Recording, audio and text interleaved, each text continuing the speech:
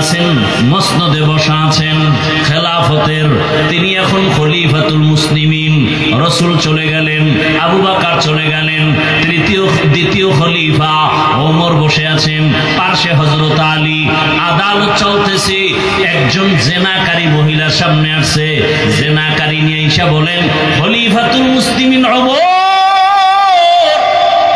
আমি জিনা করেছি, আমার পেটে একটা অবৈধ বাচ্চা, তাড়াতাড়ি আমার বিচার করে দেন, হাসরের ময়দানে জাহান্নামের আগুন সহ্য করতে পারবো না, দুনিয়াতে আমার বিচারটা করেন। হযরত ওমর কথার আগে তরবারি, জল্লাদ রেডি হও, এই মহিলাকে বিচার করতে হবে। সামান্য কোনো বিচার না, এত বড় অপরাধ করেছে, তাকে দুনিয়া থেকে বিদায় করতে হবে। ওমরের ফয়সালা হবে এমন টাইমে পাশে কে আছেন? হযরত আলী রাদিয়াল্লাহু আনহু বলেন, খলিফাতুল মুসলিমিন, বিচার করতে গিয়া যেন একটু বেইনসাফি না হয়। বলে তার মানে? বলে ওই মহিলা অন্যায় করেছে, জিনা করেছে, মহিলার বিচার হবে, বাচ্চার তো কোনো অপরাধ নাই, পেটের বাচ্চার উপরে যেন কোনো জুলুম না হয়, বেইনসাফি না হয়। ওমর কয়, কথা তো ঠিক, কি করা যায়? ওমর বলে, আলী আপনিই ফয়সালাটা দেন তো। আলী বলেন, আম্মা যান, মনের আবেগে নিশ্চিন্তে বাড়ি চলে যান, আরামে ঘুমাবেন আর খাবেন, খবরদার টেনশন করে খানা বন্ধ করে আপনার সন্তানের যেন ক্ষতি না হয়। আরামে ঘুমাবেন আর খাবেন, কোনো টেনশন নাই, সন্তানটা রুষ্টপুষ্ট হবে, এরপরে দুনিয়াতে আসবে, মন ভরে সন্তানকে দেখবেন আর লালন পালন করবেন, সন্তানকে বড় বানাবেন। সন্তান নিজ পায়ে দাঁড়াইয়া যখন সুন্দরভাবে জীবন চালাতে পারবে, নিজের বুঝে চলবে, আপনার দায়িত্ব শেষ, তখন আপনি আদালতে আসবেন, তারপরে আপনার বিচার হবে, বাচ্চার কোনো দোষ নাই, কোনো ইনসাফের ঘাটতি হবে না। ওমর ডাক দিয়ে কয়, লাউলা আলিউল্লাহ হালাকা ওমর, আজকে আলী তুমি যদি না হইতা, আমি ওমর ধ্বংস হয়ে যাইতাম। ইলমেরা জাজুল করদান বেহিসাব, খলকেরা দাদান জওয়াবে বাসওয়াব, হক না দারাদ দোস্তে খলকা জারেরা, নিস্তে ই খসলত একে দিনদারেরা। তো মুহররমের আলোচনা, মুহররম এত দামি কেন? অনেকেই মনে করেন ইলম দুর্বলতার কারণে, মনে করে হুসাইন রাদিয়াল্লাহু আনহুর শাহাদাতের কারণে। কয় না, রাসূলের বিদায়ের পরে 61 হিজরিতে হুসাইনের ঘটনা হলো কারবালার প্রান্তরে রাদিয়াল্লাহু আনহু। অথচ মুহররম যে দামি মাস, আল্লাহ আসমান জমিন সৃষ্টির দিনটা সিদ্ধান্ত নিয়ে লিখে ফেলেছেন। আল্লাহ বলেন, ইন্না ইদ্দাতাশ শুহুরি ইনদাল্লাহি 12 শাহরা ফি কিতাবিল্লাহ ইয়াওমা খালাকাস সামাওয়াতি ওয়াল আরদ মিনহা আরবাআতুন হুরুম যালিকাদ দীনুল কাইয়্যিম। আল্লাহ বলেন, বছরে গণনার আকারে মাস হবে 12টা, কিয়ামত পর্যন্ত 11 মাসে কোনো বছর হবে না, 13 মাসেও কোনো বছর হবে না, কিয়ামত পর্যন্ত 12 মাসে একটা বছর হবে। আল্লাহ বলেন, এই সিদ্ধান্ত আমার, এবং 4 মাস হলো এর থেকে বড় দামি মাস, রজব, জিলকদা, যুলহিজ্জা, মুহররম, এই 4 মাস বড় দামি। এই দামি যে আমি আল্লাহ সিদ্ধান্ত নিলাম, লৌহে মাহফুজে লিখে ফেলেছি, কোন দিন?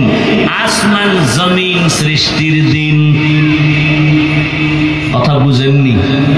কিছু মানুষ দুনিয়াতে থাকবে কিয়ামত পর্যন্ত অন্ধ অন্ধ, ধর্মান্ধ, অর্থাৎ যেটা বুঝে ফেলেছে এটা যদি ভুলও হয় আর ওই বুঝ থেকে সে লড়বে না, ফিরবে না, ভুল হলো বলবে না এটাই, সব মানি না, সঠিক না সঠিক মানো নিকা মানি না। আমি যেটা বুঝছি ভুল হলে এটাই আমার বুঝ, সঠিক অন্যটা হলে থাক, আমি ওটা মানব না। এই প্রকৃতির মানুষগুলো সমাজের জন্য ফিতনা, পরকালেও এরা বিপদগামী। খাসারাত দুনিয়া ওয়াল আখিরা।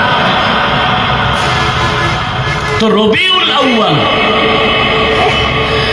মিলাদুন নবীর আলোচনা চলতে চলতে মাস শেষ, আলোচনাও শেষ, আরো কত কিছু। এ নিয়ে বাইতুল মুকাররমের সম্মানিত খতিব, বাংলাদেশের হাতে গোনা 2-4 জনের মধ্যে তিনি একজন। আমি তো ঢাকায় বলেছি, মুফতি আব্দুল মালিক সাহেব দামাত বারাকাতুহুম, হাজারো আলেম, মুফতি, মুহাদ্দিস, মুফাসসিরদের উস্তাদ। এ কথা যে মানে না, তার অন্তর নেফাকিতে ভরা। যাদের অন্তরে নেফাকি আছে এরা মানবে না।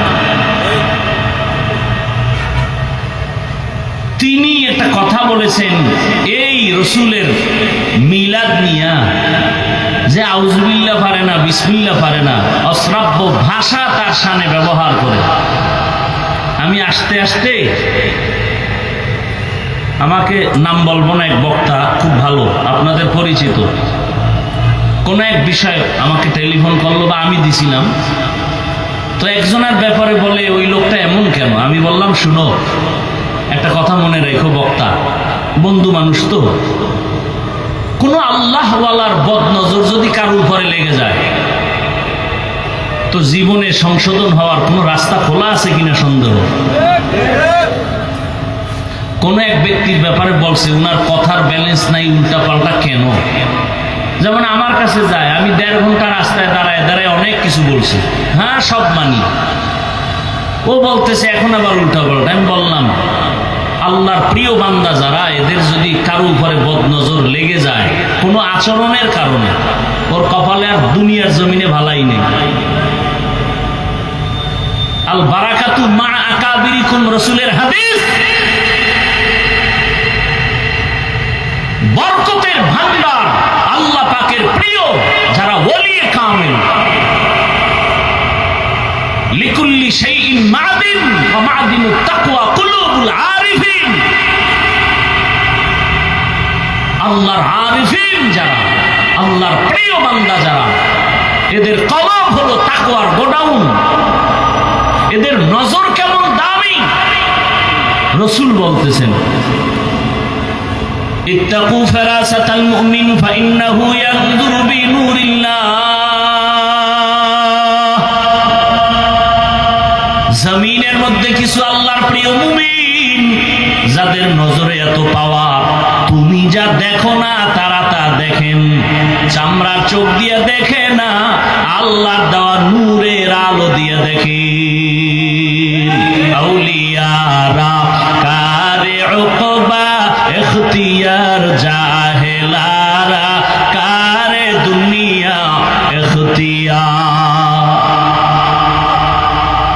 চট্টগ্রামের একটা থানার নাম পটিয়া, নাম শুনছেন? পটিয়া মাদ্রাসার বাণী মুফতি আজিজুল হক রহমতুল্লাহ আলাইহি। আমি অনেক জায়গায় ঘটনাটা বলেছি। তিনি একদিন কোন এক, ওই সময় বয়ানের স্টেজে বসা, সভাপতির আসনে, আর পাশে এক বক্তা বয়ান করতেছেন। খুব খেয়াল করবেন, বয়ান করতে করতে মাঠের হালাত এমন যে গলা কাটা মুরগির মতো মানুষ কাঁদতেছে আর চিৎকার দিতেছে। মুফতি আজিজুল হক রহমতুল্লাহ আলাইহি তাকায় তাকায় দেখে বক্তা সাহেবকে বললেন আপনি বয়ান বন্ধ করেন। হযরত মাইক নিয়া বললেন আমি মুফতি আজিজুল হক, রুহানিয়াতের যে পাওয়ার, যেটাকে বলে তাসকিয়ায়ে নফস, এই লাইনে আমি যা পেয়েছি, আমি তার অংশ এই বক্তা সাহেবকে দিলাম, যেটাকে খেলাফত বলে। সবার সামনে আমি তাকে খেলাফত দিয়ে দিলাম। এবার মাইক দিয়ে বয়ান চালু করে। বয়ান যখন আবার চালু হয়ে গেল, বক্তা সাহেব ঘামতে ঘামতে ঘামতে ঘামতে বেকার, আর বয়ান আগের মতো হয় না। মুফতি সাহেব হুজুর আবার মাইক নিয়ে নিলেন, নিয়ে বললেন আমি যে খেলাফত দিছিলাম তা ফেরত নিলাম। এখন এখন আবার নিজে প্রশ্ন উঠায় বললেন, তো আপনারা বলতে পারেন ফেরত নিলে খেলাফত দিলাম কেন, দিলে আবার নিলাম কেন? মুফতি সাহেব হুজুর বললেন, আগের হালাত দেখে আমি ভাবছিলাম তার অন্তরের তাকওয়া, তার অন্তরে বেলায়াতের নূর, কিন্তু পরে আমি বুঝতে পেরেছি তার অন্তরে কিচ্ছু নাই, এজন্য ফিরাই নিছি। তা আগেরটা এত অ্যাকশন হলো কেন? বলে মাঠের মধ্যে একজন আল্লাহর বুজুর্গ বান্দা বসে আছেন, তার তাওয়াজ্জু তার কলবে লেগেছে। আমি এটারে এখন আমার সিস্টেম একটা উদাহরণ দেই। যারা সিনেমা হল দেখে তো দেখে, আমি ছোটবেলা আমাদের দেশে খালের পারে উন্মুক্ত টকি দেখাইতো, ওই সময় টকি বলতো, টকি, টোকিও একটা সাদা পর্দা টানাইয়া এরপরে দেশ স্বাধীন কেমন হয়েছে, যুদ্ধ, এই ঘটনাগুলো দেখাইতো।